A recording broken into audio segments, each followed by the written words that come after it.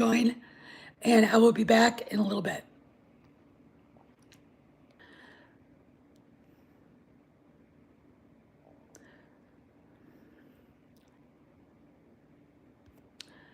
All right, I'm back. All right, I'm back. So, let's do this, guys. Cameron just, I just posted this on. All right.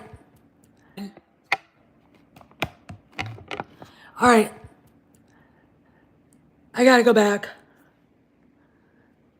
Finally, I'm back.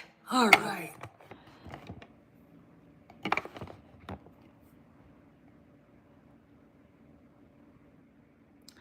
I am back. And I am happy. Let's see, what's going on?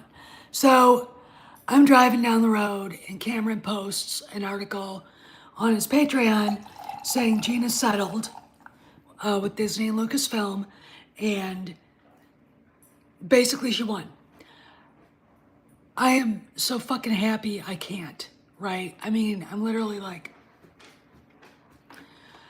I can't describe the pain that we had with what was going on with everything that happened to her, from getting fired in the first place to being threatened with a struggle session with, was it 40 malcontents of the LGBTQ XYZ fucking rat race? It just, I'm like, I knew this was a good day. It was already a good day.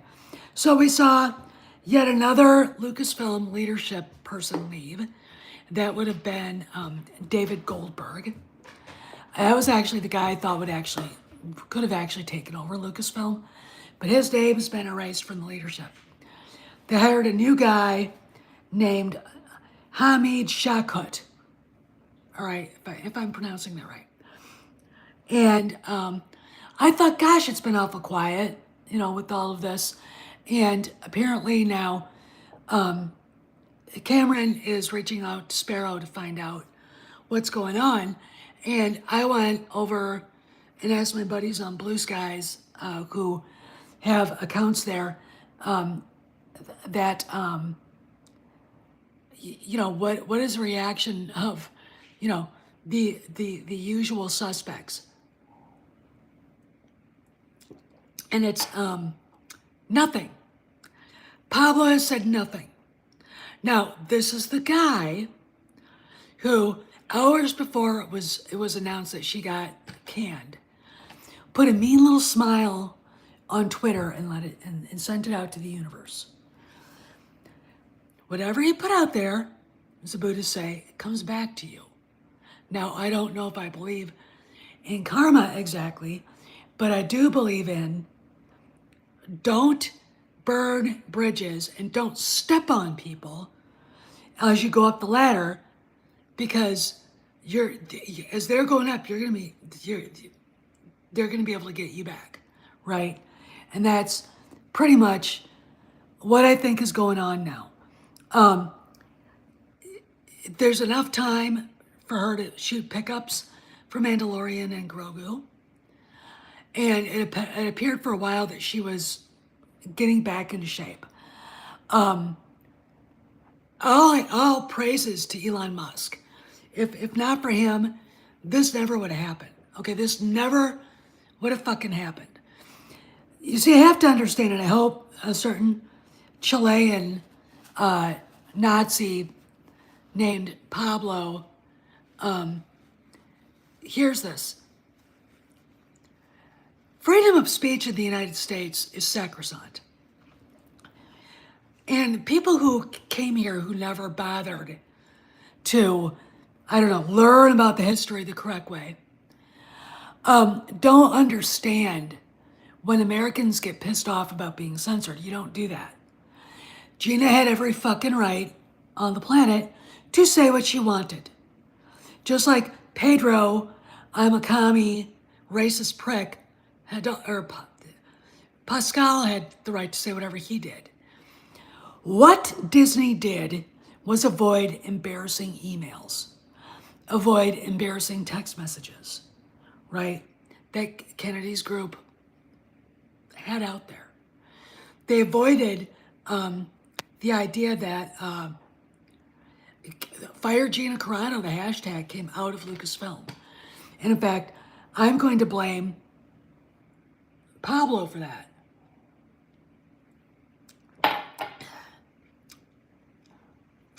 My Donald Trump glass. Well, it's just, you know, you can't do that. And of course, Gina didn't have the money at the time to go after Disney and Kennedy and all that. And she knew Kathleen Kennedy was the one behind it. Let's go back to the day she was canned. Gina posts that picture, you've seen it. It's a picture of Jewish people being chased out of their houses, a lady in her underwear, and in the background you see a little boy. Now, that wasn't Germany. I could easily tell by what he was wearing that was Eastern Europe somewhere. It could have been Hungary. It could have been Poland. I had Grok go through it, and Grok was like, it's not German. That's not German. That's taken from one of the Eastern occupied countries.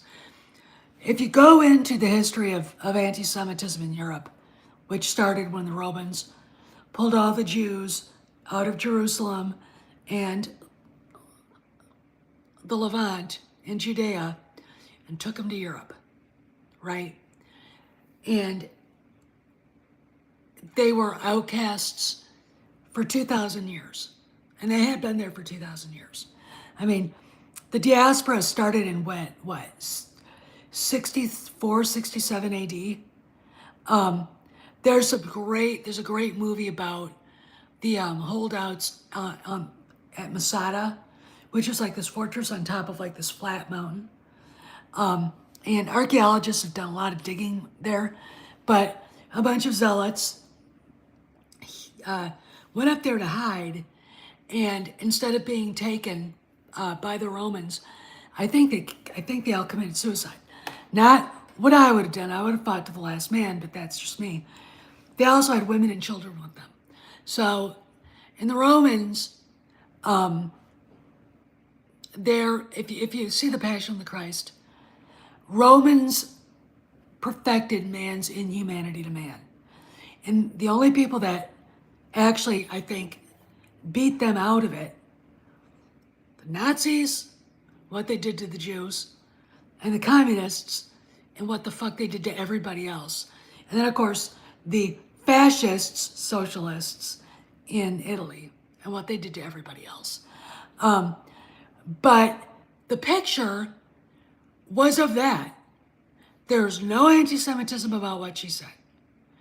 She basically said, and I'm going to paraphrase very loosely, that this will happen. Citizens will round up their fellows for whatever reason, political or race or whatever.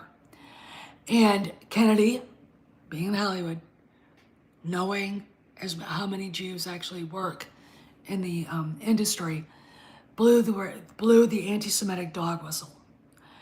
And, you know, I'm a Holocaust historian. I'm like, I'm an American historian. I've also studied the history of Germany. So when someone says that's anti-Semitic, and I'm looking at it going, there's nothing anti-Semitic about it. This happens to be the picture, but she's talking about present times. And history, while it doesn't repeat itself, what does George say? It rhymes. And what was going on during the pandemic and the Biden administration, conservatives getting debanked, people getting canceled over standing up against the clot shot, what happened to the J6 protesters? They were invited into the fucking Capitol by the Capitol Police. Here's something, if you're a tinfoil hat person, I'm not. I just recognize patterns. why did two officers, after that happened, they both killed themselves like 2 weeks after. All right. And it's like, you know, enough's enough. All right. Enough's enough. And I believe strongly that we've gotten over woke.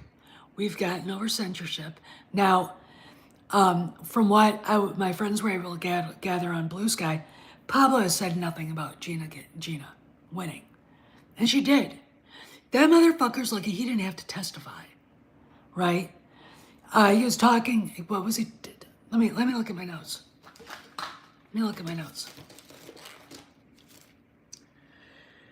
I guess he was talking about watching Skeleton Crew, but no words about Gina. Nothing that you could tell that was angry. But you can bet your sweet bippy that he is in a firestorm of hatred right now for that woman. Why? She won. She won. Hey, Kim. You know, and that's it. And what I love about what Lucasfilm said, we look forward to working with her on future projects. None of her directors or co-workers, everybody, they all loved her. This says, please don't kill us, Elon Musk. That's what that says. I mean, they're lucky that he didn't put in a bid to buy Lucasfilm. Because I think the only two people that would still be there are probably Doug Chain and Dave Filoni. And Elon, I do believe, is friends with Jon Favreau. There you go, right? But again, we cannot discount the value his help has been in this, right? When he put it out there, you know, I want to help people get their jobs back, that got fired for saying things on Twitter, paraphrasing. Gina said, I think I'm one of those people. So he got one of the biggest, best, badass law firms in Washington. And I remember telling one of Pablo Hidalgo's little fag friends, you don't realize who these people are. This is a Washington, D.C. law firm. The lawyers for Disney are pussies compared to this. Then they get Volok, I can't remember his first name, into this. The guy is a constitutional law professor, for crying out loud. He jumped in as an add-on. You know, it's funny. When that happened, I knew she was going to get this. I knew this was going to happen. Right? I knew it. Now, what does this mean going forward? All right, they can film pickups for Cara Dune. She obviously has been getting herself back into shape to be the badass Cara Dune that we remember. And, you know, I mean, the Deadline article is humiliating for Kennedy. It's absolutely humiliating for her. Let's just put it this way. Kathleen Kennedy only respects women who repeat verbatim what Kathleen Kennedy says and believe everything verbatim what Kathleen Kennedy believes. And the idea that Gina wasn't going to be complacent and had her own mind, and she's quite a smart woman, by the way, but people like her age were taught to think critically.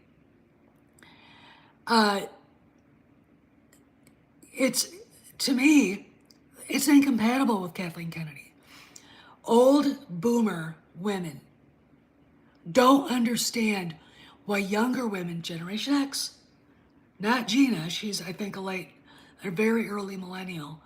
Now, she could be a very late Generation X, like maybe, you know, if J.D. Vance is 48, Gina could be either She could be a zillennial, which is X and millennial like this. So she, I mean, I don't know how old she is. Watching this happen and knowing that she was smart enough to go, what is really going on here? And asking questions. And then the shit she was forced to go through and endure. And the fact that she stood strong, and Kathleen Kennedy is like, you know, it's over, man. It is over, right? So it means Kathy is definitely going out the door. Again, what happened this year? Rain Roberts is gone. Max Taylor is gone. Pippa Anderson was gone. Now, David Goldberg is gone.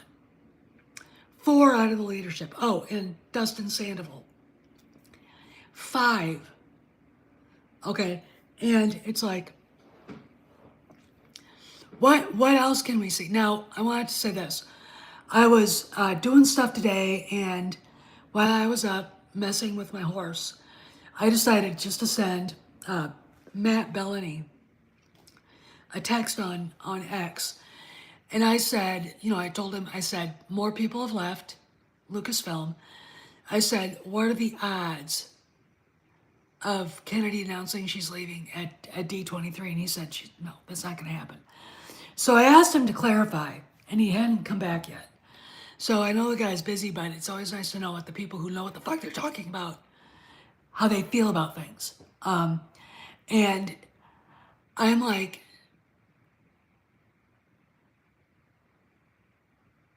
her coming back means Kennedy's out. They would not settle. They would have waited to settle.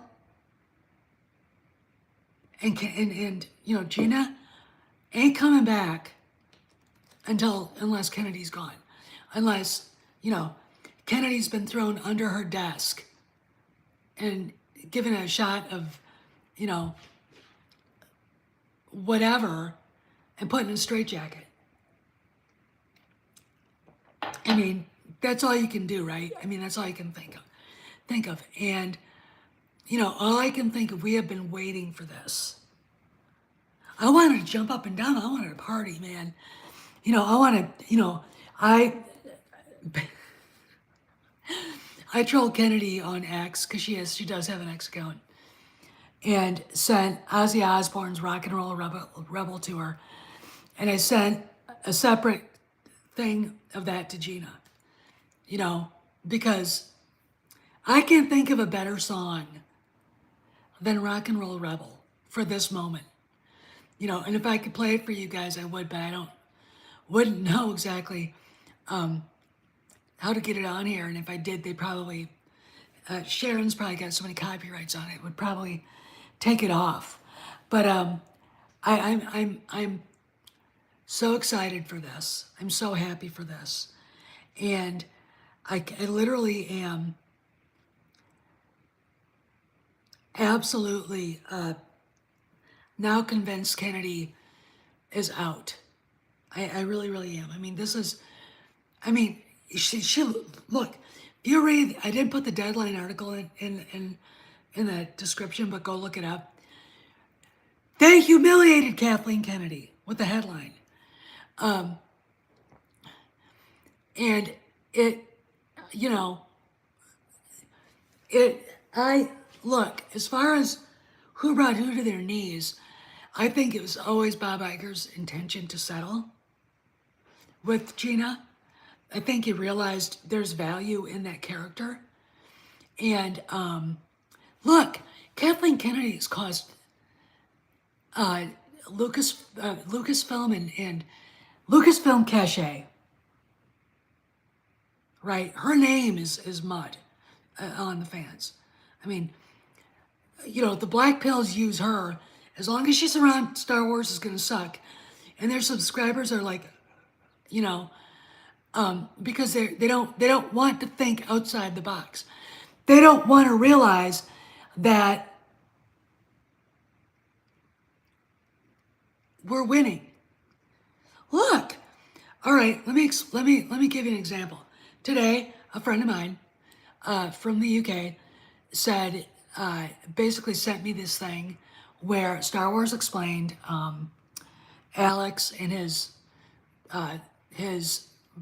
witch bitch boss wife, we're talking about George Lucas and when he went to Celebration, talked about his museum, and he's talking about how art should uplift and bring out emotions in people. And they're just going along with it. How ironic is it that two people who championed all the garbage of the sequel trilogy would actually try to jump on George's coattails with this? Everything about the sequel trilogy is ugly. This is, if you watch, there's a channel called The War on Beauty, and the girl is a Catholic convert. She was Jewish and she converted to Catholicism. And she talks about how things were beautiful. Like, look at the cathedrals, look at the buildings. You walk around Washington, D.C., and you see all the buildings built before a certain moment and then after a certain moment. Or, let's go this way. When I lived in Berlin, I was interning with the Ministry of Urban Development and Environmental Protection. Right up my alley, and that's being sarcastic. Anyway, we're walking through Berlin Mitte, the center of Berlin. My friend and I, her name was Ellen Parkinson. I have pictures of her somewhere. She was from Britain. And we're bebopping down the street, and I'm asking questions because I had just arrived. It was August, and I just arrived. And she goes, "Look at this building." I go, "Yeah." "Ugly, right?"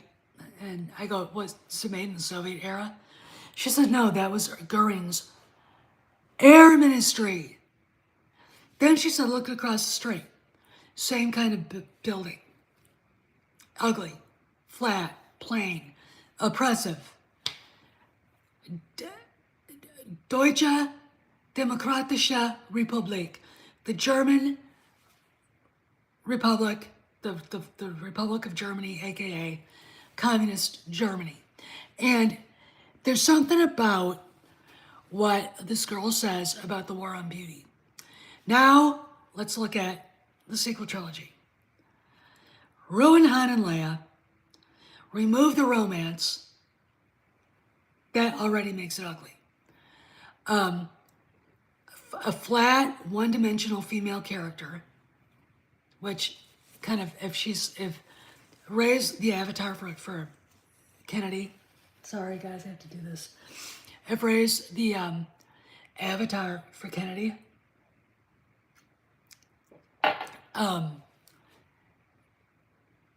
yeah, ugly, not right, not right. Okay, that's ugly. Then you get it, but I'll tell you something. It's nihilism in filmmaking, right? This shit started in the 90s. There's a movie called American Beauty with Kevin Spacey, a guy I really don't have any respect for. And by the end of it, and it won the Academy Award for Best Picture, everything people, it tore down everything people believe in America. The family, school, faith, everything. Why? Because the director, writer are nihilistic shitheads, and they're also very deeply involved with left-wing politics. Think about communism, socialism, either fascism or socialist socialism. It's nihilistic. It doesn't believe in anything, only the state. Honestly, only the state. And the people that push it think they are the elites that will control everything.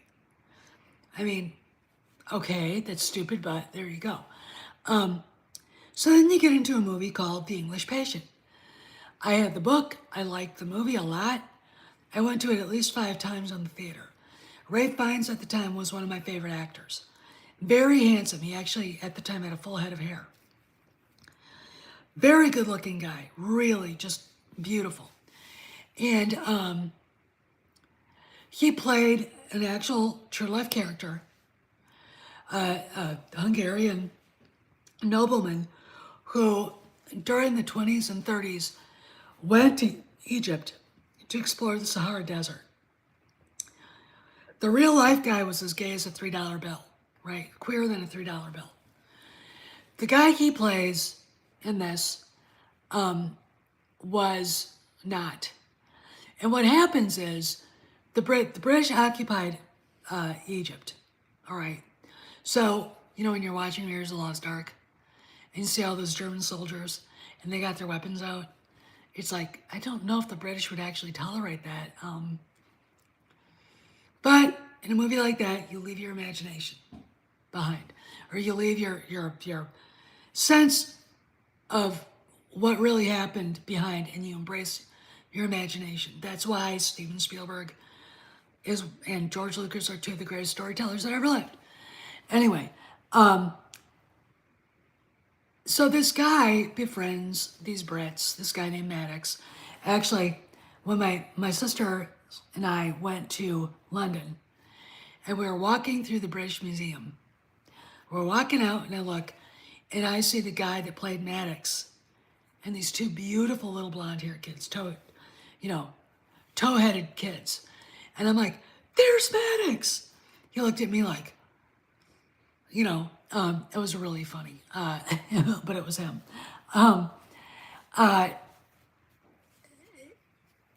So the Hungarian guy meets this British woman who's played by, she was in a movie with Harrison Ford too, Kristen, I can't think of her last name.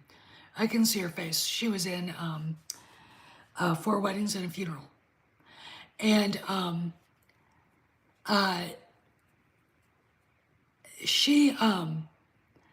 have an affair. She is married to Colin Firth. And there's a line in the movie, Ralph Fiennes' character tries to go back and save her. He gets an airplane, flies back to go get her, and he crashes it because it gets shot down by the British. It was a German airplane. Why the fuck wouldn't they shoot it down? Anyway, Willem Dafoe is in it, and he plays this Canadian guy who's a spy who gets his thumbs chopped off by one of my favorite German or Austrian actors, Jürgen Prochnow. Prochnow is playing one of Rommel's desert troops, commanders. And I don't really know if Rommel would have actually allowed this to happen. I actually have a great amount of, she did win her case. It's not might have, she did. They settled. Okay, not might have. Why are you saying might have? The story, I've got the Variety article in the description here, and Deadline came out with a very humiliating headline for Kennedy. But anyway, so Willem Dafoe gets his thumbs chopped off by this German officer, and he ends up in Italy, and he's intrigued by this burned up guy that this nurse, Quebecois, played by Juliette Binoche, is taking care of till he dies. And they're in a cloister, a nun's cloister, and it's abandoned. And so he basically stays there because he wants to know who the fuck this guy is, because he thinks that it might be the person he's been trying to find who basically got a bunch of his friends killed and got him tortured, his thumbs gone. And he's having a conversation with Ralph Fiennes, and he said, "You gave those maps away, blah blah blah. People died." And Ray Fiennes basically said, what, I'm going to paraphrase it, what does it matter? You know, people would have died anyway. That to me always comes off as a nihilistic point of view. But if you're smart and you go look up who the guy really was, he was a fucking Nazi. So him being nihilistic, in this case, makes sense to me. However, Hollywood has embraced nihilism ever since the 90s, and it's gotten worse and worse and worse and worse. Then we get to The Force Awakens, where J.J. Abrams and Larry Kasdan ruin everything nihilistically, not only because they want to make money and they want to get the goddamn movie done, but they don't believe in anything George was doing. They destroyed what was beautiful and put up a goddamn, communist era East Berlin housing complex there. Instead of what George created. We went from,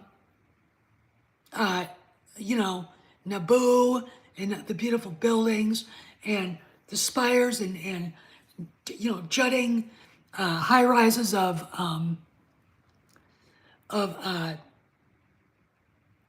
Coruscant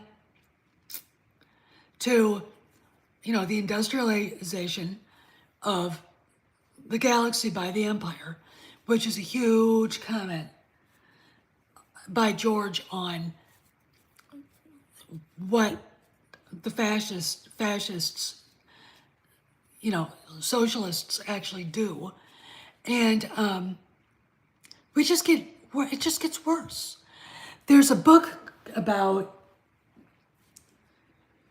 right before The Force Awakens. And it's called, is it The Force Digger or something like that? Read by a British dude. And it's the one where Maz Kanata complains about Han Solo being a drunk. And if you saw the guy that wrote the book, it's like he's as gay as a $3 bill. That's why he felt that way. And because all straight guys act like that.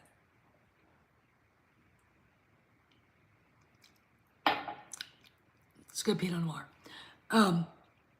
And he's got oh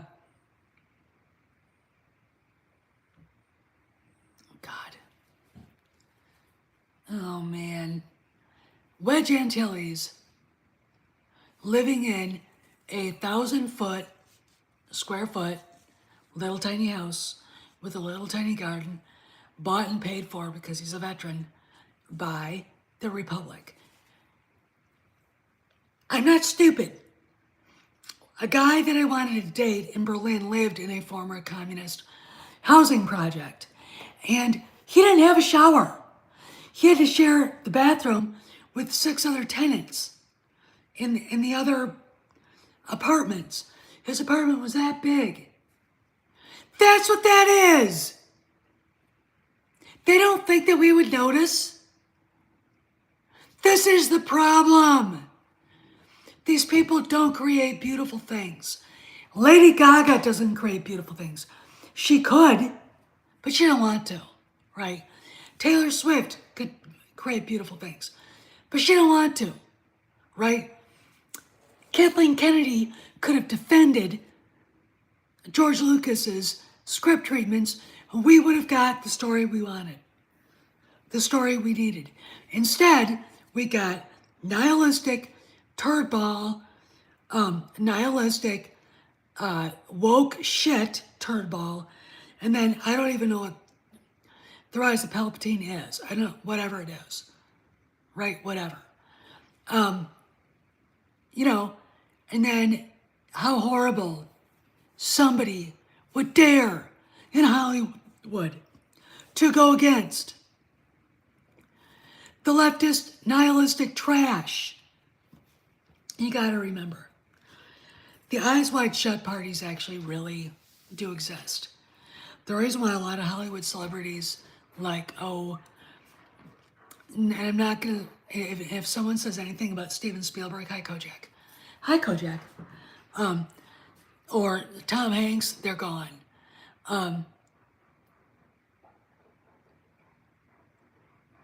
You know, and, you know, a lot of these people, like Sean Penn, Pedro Pascal, scream and rant about Donald Trump being a Nazi.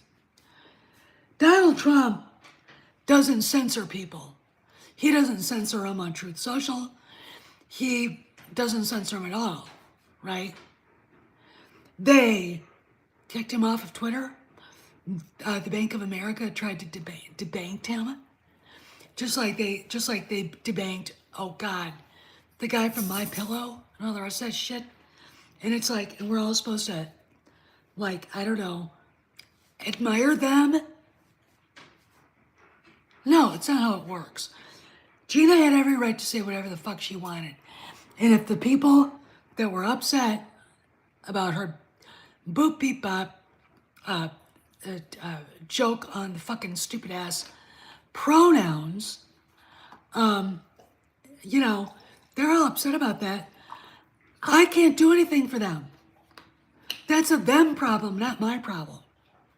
That's your problem, Pablo, not Gina's problem. That's a you issue. And you shouldn't give a shit what she thinks politically. Again, for the people who were born in the United States, who brought with them Allende bullshit. The First Amendment to the United States Constitution protects freedom of speech. That includes speech you don't like, including what you think is hate speech, right? You know, hate speech for them.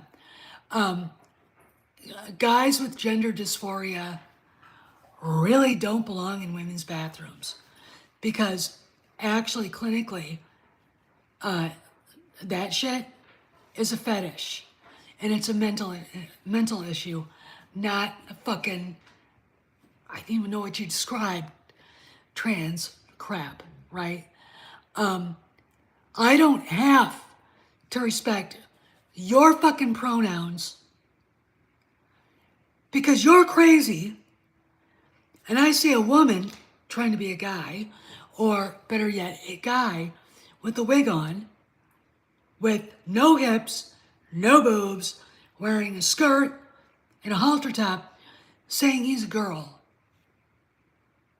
No! Gina had every right to ask questions about that. And if it made you feel uncomfortable, again, for everybody around, that is a you problem, not a her problem. Go figure it out. You know, we don't have to enable your shit, right? Okay, so there's that. Then of course there's the fact that they pretended to be terrified of COVID. And if you ask questions about that shitty vaccine, Hollywood would literally go and freak out. Their faces would melt. You know, so you've got, let's see, the straight white Karens at Lucasfilm screaming at Gina, the leftist fascists, Pablo and his wife and everybody else, screaming at Gina, and probably the three people who identify as, I don't know, a tabby cat, all pissed off at Gina and saying, they make me feel uncomfortable. Wanting to put her through a struggle session. This is me. Fuck no. She talked to them. She took some of them out to dinner. She posts a meme that has nothing to do with anti-Semitism. It has everything to do with people like Pablo and his wife gathering around to send the rest of us to a camp. And their hero, Hillary Clinton, has said she wants to put you and me into a re-education camp. She said that. It's on YouTube. Right? They get pissed off all over again. Kennedy uses it to blow the anti-Semitic dog whistle. And what is going to happen? She just cancels everything with GINA in it, doesn't tell Jon Favreau, and from what we found out, Jon was on the phone screaming at Bob Chapek, "She can't do this to me."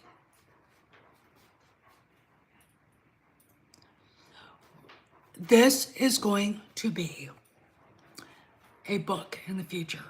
And if it is a book, I hope Cameron writes it, and then Cameron writes the script, because I want to sit in the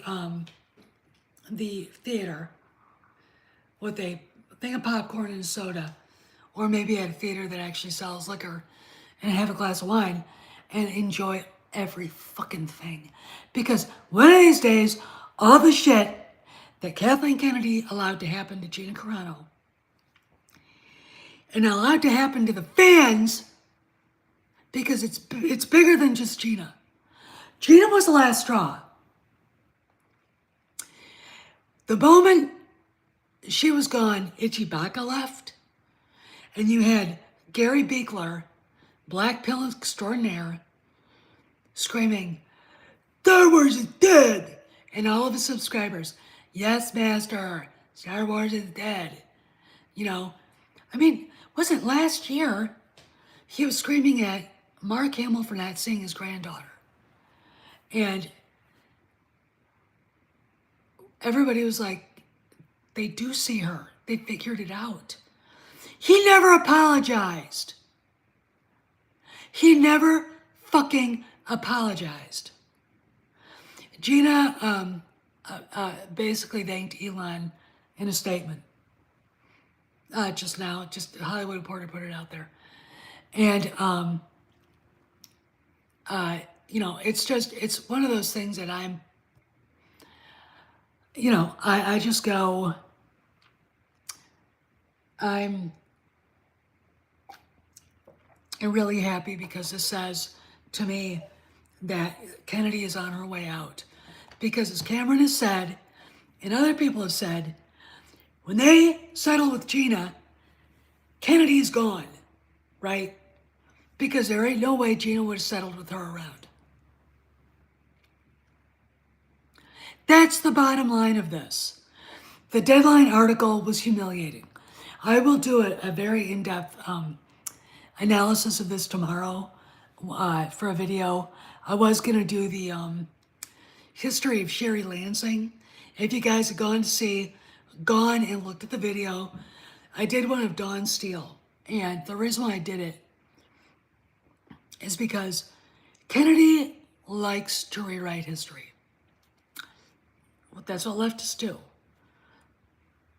She was a contemporary of Dawn Steele. While Kennedy was producing for Steven Spielberg and partnering up with her husband and Steven for Amblin, Dawn Steele became the head of Columbia Pictures for 3 years, right? She replaced Sherry Lansing as head of Paramount Studios,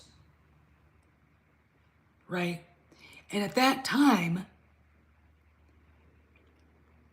a lot of Major League, Top Gun, and others were, there you go. The 80s were literally the new golden era of filmmaking. And I mean, a lot of the stuff that there were movies I thought that got way too many kudos. William Hurt in the Spider-Woman thing, playing the gay guy in prison, wins Best Actor over Harrison Ford in Witness. And that's the only fucking nomination Harrison ever got. He should have got one for Frantic. He should have got one for Presumed Innocent. He should have got one for The Fugitive. He should have got one for Mosquito Coast. And Regarding Henry. Don't know what's wrong with Hollywood. I'm just saying. Right? I don't know. But Sherry Lansing was the first female to head a major studio. Not Kathleen Kennedy. Sherry Lansing was the first female to head a movie studio within a company, Paramount Studios. Dawn Steele took over for her. Dawn Steele gets fired, goes to Columbia Pictures. Why'd she get fired? Because she got pregnant with her first baby. Let's go back further. Lucille Ball.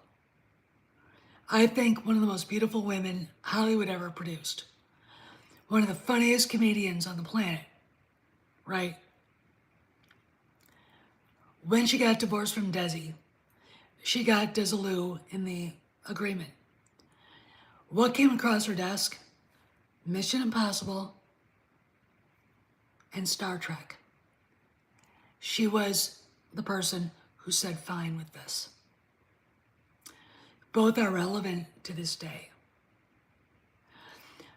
When you saw her with Frank Sinatra, Dean Martin, and all the rest of them, they respected her.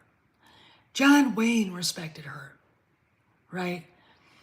You would never see John Wayne say, well, she doesn't do a very good job at getting coffee, like Steven Spielberg said about Kathy. You know, would never have thought that, because why? That's Lucy. All right.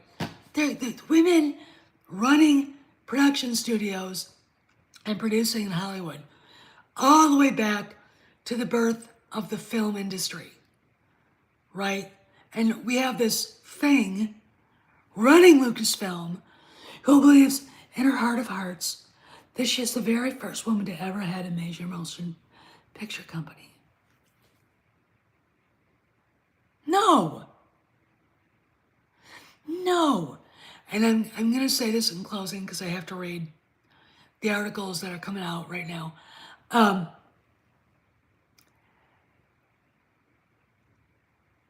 Times have changed.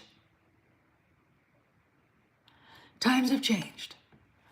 November 5th, 2024 was times have changed, right?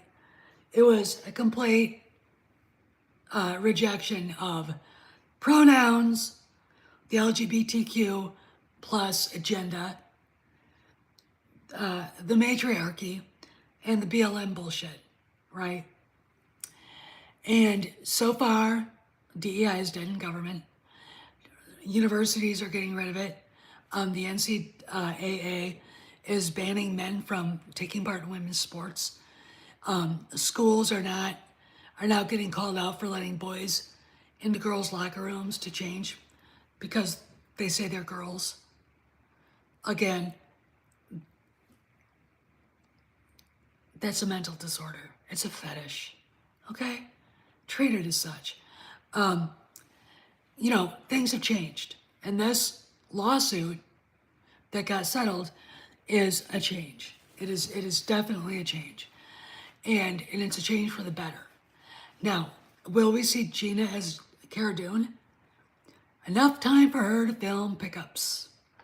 And I'm sure John's going, I am almost exhausted. I'm so happy right now.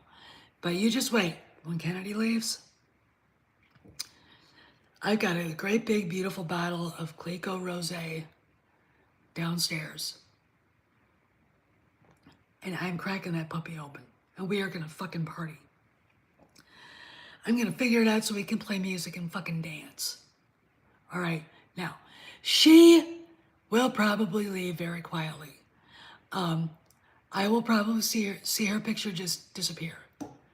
And then go to Cameron, her picture's off of the website, it ain't coming back.